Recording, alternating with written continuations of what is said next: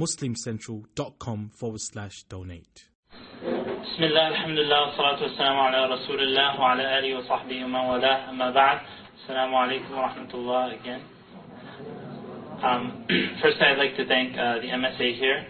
May Allah subhanahu wa ta'ala reward you. I'm very honored to be here, alhamdulillah, and mashallah, it's very beautiful to see at the end of like a school year when you have dinners like this and you get to step back and say what you're thankful to Allah subhanahu wa ta'ala for. And it's very beautiful that out of the MSA activities, that some of the main things that you're proud of is not necessarily a lecture that you organize or something like that, but it's what you gave back to the community. And indeed, that's how things are measured. It's what benefit did you bring back to the community. My topic for tonight, inshallah ta'ala, is called Time the Precious Gift. And interestingly, before, on my way here, is there like soccer game going on? What's that? Kendo. Kendo? Martial arts? I was actually reading a story on the way here, and even though I was busy this morning, I took the time to print out the story, and on the entire ride here, I was reading and contemplating the story. And I think it's most important, especially with some of you graduating and others moving towards, for example, like making money, right? Not necessarily education, but making money. I think inshallah ta'ala this would be very beneficial for you. It all starts. The story starts with me at a convention. Anybody from Malaysia here? Malaysia, Indonesia? Yeah. I was at you ever heard of MISG, I think is that? The Malaysian Students Association or something like that in the US? No? Okay, look them up inshallah. I was at their conference, and it was in the December break, I think 2002 or something like that. And at the conference, I was in just early in the morning. I went down to the gym, and there was like a TV there, because I don't watch TV, but there's a TV there in the gym room. And it was Good Morning America. Want me to speak louder? It was Good Morning America, and on TV there was a guy with a big black cowboy hat that won $300 million. Do you guys remember that guy? John Whitaker or something like that? You guys remember? No? He won $300 million. It was the biggest lottery win ever, like one single person winning, $300 million, and he took it in a lump sum. I think he took 115, like the government took like half of that or something like that. He took 15 million, and he came on TV. And it's interesting because I was watching him, and I used him as an example in a lecture I think I gave later on in that day, because he said on TV that he was going to give 10% of his money to the local church. And then I thought that in Islam, gambling is haram. And even if you have a good intention, it's still forbidden in Islam. And that kind of money isn't something that Allah subhanahu wa ta'ala is happy with, even if you give. What's interesting is that this morning I actually read his whole story 3 years later and what happened to him with the money. Because usually what people go for in life, as Allah subhanahu wa ta'ala says, وَإِنَّهُ لِحُبِّ الْخَيْرِ لَشَدِيدٌ, that he is intense in his love for, and the khayr here, that Allah subhanahu wa ta'ala is saying, as it says in the tafsir, that their love for money. And a lot of people, and actually I was speaking to a person just very recently who said his mother was very intense on him finishing his studies and doing good in studies. And then I said, is that really the issue, or is the issue that she needs you to be financially strong? And then when he thought about it, it's just about the money. And so I was also thinking that how many people are like planning to go to med school or in med school or something like that? Not too many people. We're in Canada here, right? What is it, IT or engineering that you guys are doing here? Engineering? Engineering people? IT? Arts? Okay. I was asking this question because usually when you go to a lot of places, people typically say that it's that they're studying medicine and their parents are forcing them, and they've told them things like, you're not going to get married unless you're a doctor with money, right? Have you guys heard that before? You're not going to get married unless you're a doctor with money, and they're like, become doctor first and then you get married and stuff like that. And so I'd always tell the person, I said, are you studying this? Like they said, I'm studying medicine. I would always ask them, are you studying this because your community forced you because of the money factor, or do you really love to study medicine? Like you really care for people? Because if they care for people and they want to help people, then I'll tell them, then you're in the right field. But if you're in it for the money, then you're going to hate what you're doing, no matter what you do. Whether you're doing IT, or whether you're doing arts, or if money is your goal, then you're going to hate your job. And you're actually going to be living in pain, and you're going to start saying it's not worth it, and you might take other means. Anyhow, this person, John Whitaker, he was in his 60s, and he got $300 million one shot. Came on TV, said he was going to give it to a church, and so on and so forth. The lady, and I just want to just explain basically what happened. It's a little longer, but there's an end to it that inshallah ta'ala I hope that you can extract your own lessons from it. The lady that sold him the ticket, she knew him very well. It's a small town in West Virginia, and she used to make $5 an hour. So when he won the lottery ticket, he said on TV that he's going to give a special gift to the lady that he bought the ticket from. And she was all excited. He came and boom, he gave her $50,000. He bought her a house, bought her a car, and she instantly became, people thought she won $1 million herself, but she didn't, but she became a celebrity. So she went from $5 an hour to her family thinking that she had won $1 million. And then right there, she lost her family in the sense that they thought she was arrogant. They stopped visiting her. Nobody started talking. Everybody was either asking her for money or they thought she was arrogant. So she immediately lost her friends. He went on TV saying that he was going to donate his money, but in reality what he did is, he said, well, I only have 10 years to live. This is my paradise, basically, so I need to live it to the maximum. And so his wife, who he'd been with for many years when he was broke and all of that, he stopped going home. And he would spend his evenings at the bar. And in fact, it was a strip bar. Women undressing themselves and so on and so forth. And he came into the bar that night after being on TV saying he was going to give the money to the church, or you can just, instead of church, put in the local masjid, right? As people say, I'm going to give my money to the local masjid. And he slapped down $50,000 on the table. And he said, I can have whatever I want. And they were scared. You don't walk around with $50,000 cash. Right? He's like, people can get killed for $5. And you're walking around with 50. And he was completely drunk. Every night he would come in, completely drunk. And then he turned to zina. He turned to adultery. And the strip bars. And he actually, this man used to go around, this is in the Washington Post, he used to go around and in front of women's husband, he would offer them, he said, how much would it take for me to sleep with you? In front of their husbands. He said, I'll give you $10,000, I'll give you whatever. Anybody can be bought by money. And so they said in the beginning, everybody was like, hooray, the good doer, let's, make him the mayor because he has money. And then after a while, his clothes started to get all raggedy and all of that stuff. He stopped combing his hair and basically would treat everybody like dirt. And he made a statement to the effect of, he started going around saying, you don't know who I am. I'm John Whitaker. I have more money than God. And you do what I say.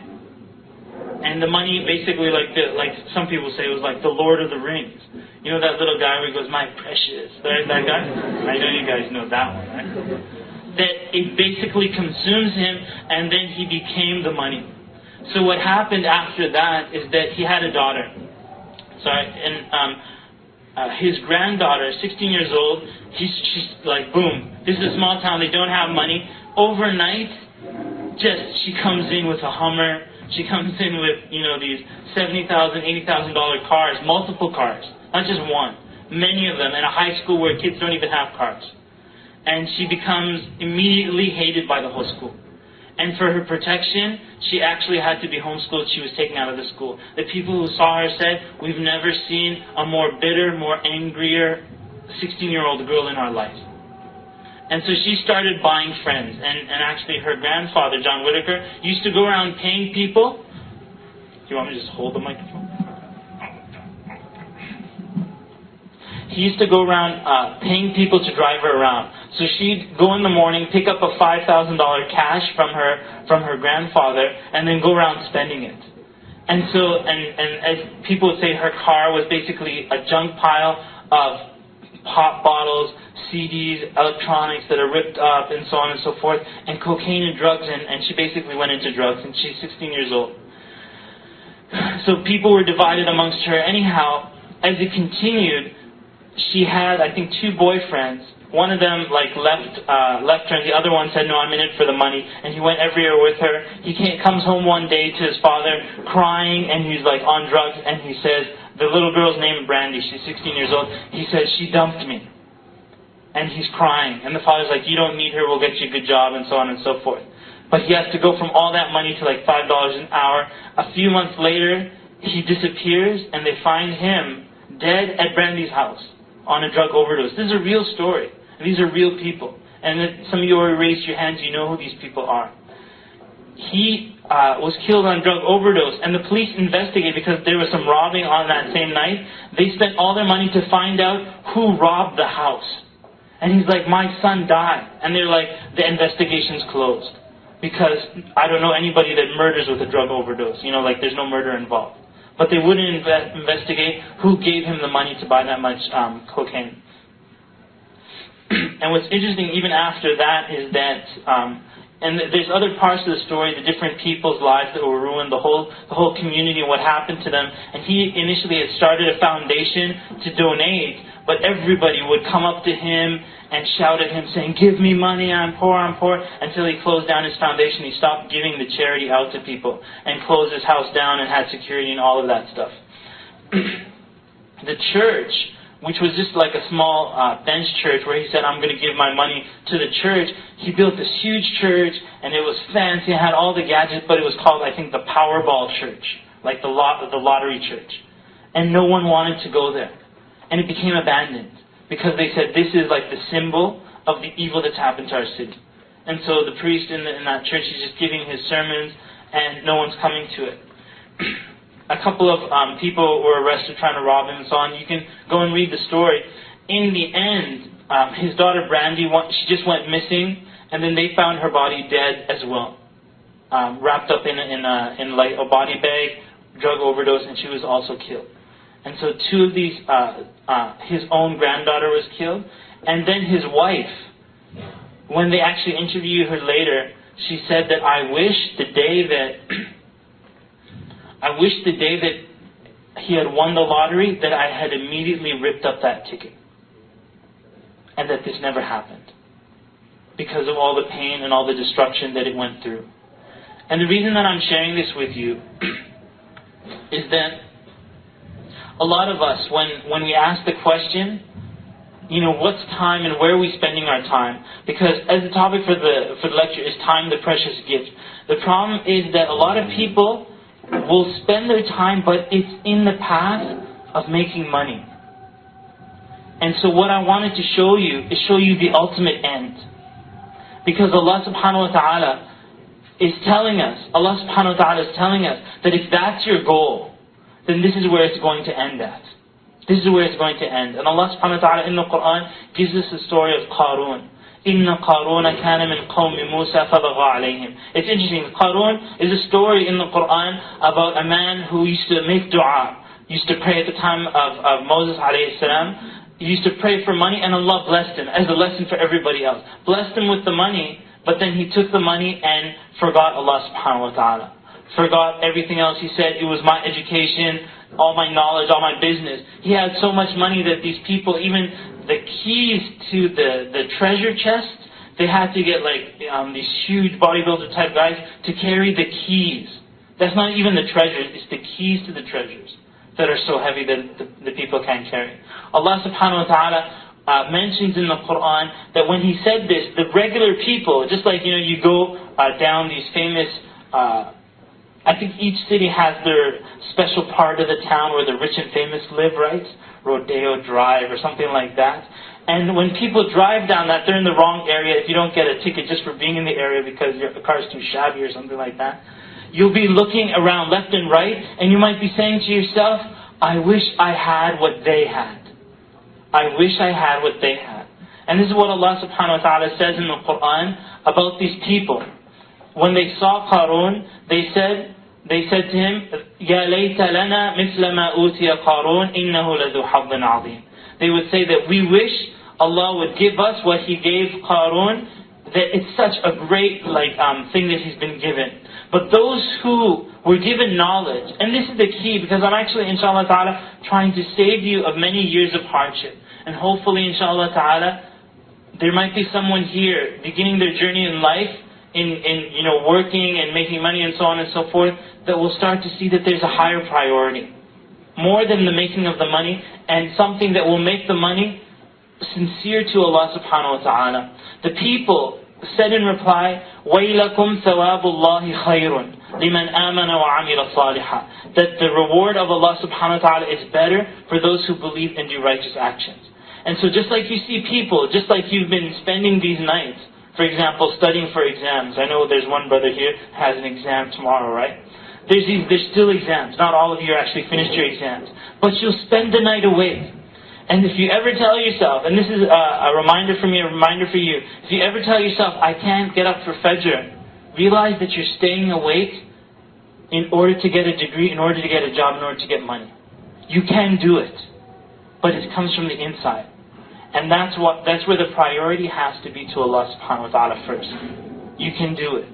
Getting up for Fajr, getting all your prayers in line, and then success comes from there. As Allah subhanahu wa ta'ala, in the adhan we see Allah subhanahu wa ta'ala saying, Hayya ala al-falah, come to success. So if everybody can stand up for a second. Stand up.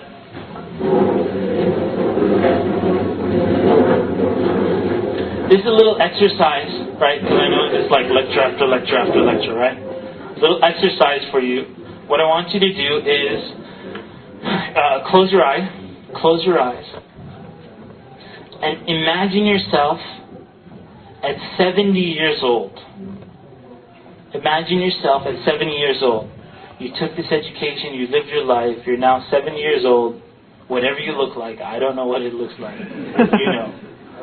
You're at 70 years old, and now I want you to look at what your ibadah looks like at that age. Your ibadah, your worship of Allah subhanahu wa ta'ala.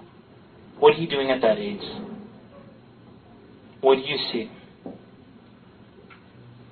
Are you sitting at a home playing with kids, or are you actually doing some ibadah? Alright, have a seat. Open your eyes, have a seat. Does someone want to share with us what you saw? This is always the interesting part for me, because I have no idea what you said, like I said. Someone want to share? What did you see? You want to share? You saw yourself what? Giving lectures? Like me? Okay. So she was at how many people were in your lecture that you saw? You don't remember seeing anybody? You were like in front of the mirror practicing your lectures. Okay, that's good. Talking. That's a good one. I actually did this like little assignment. I told people, close your eyes and imagine da'wah. And what do you see? And someone said, I see a long empty road. I'm like, that's good da'wah. Nobody's in your road, right? You're not giving da'wah to anybody. You're doing nothing. That's like what da'wah is. Anyhow, someone else want to share? What did you see? I need one more person. Come on, you're in university, you like to talk. Yes? I was standing in the open with a sunny day, and I was thinking about what I've done with my life. Were you alone? Yeah. Was it desert, or was it like a snowy? It was green. It was green? So it must not have been Canada, right? It was no. There's green stuff in Canada, I admit. Okay. The reason someone else? Yeah. You weren't alive. You had died many years before then. That's good, because some of you already think you're going to be alive at that time, which might be a delusion right there, that you think you're going to be alive at that time. It's interesting that a lot of us, right? I haven't done this experiment too much, and that's why I actually wanted to gather your feedback. But my theory and my assumption is you might not have seen yourself doing amazing ibadah. Most likely, it might have been like you were at the masjid once a day, or doing a lecture here and there, and this is like the end of your life after all these years. And what's scary or happy, depending on what you saw, is that what you just saw, that image, you're unconsciously moving towards that. you're unconsciously moving towards them.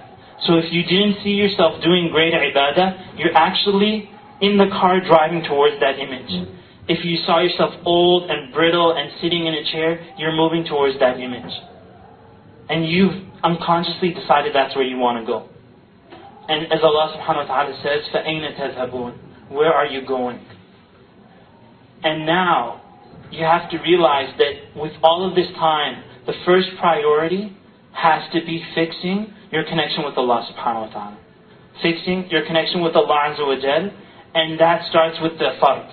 It starts with the shahada, and the salah, and the zakah, and the sawm, and the hajj. All of those things, and then the things underneath that. Because Allah subhanahu wa ta'ala tells us in the Quran that there's going to be two times in our life where we're going to regret, the time that we've wasted. And it's interesting that a lot of people, when they come to the end of their university years, it's a time to reflect on how they spent these years. And actually look back and say, I wish I had gone to more halaqas, or I wish I had gone to less halaqas, or something like that.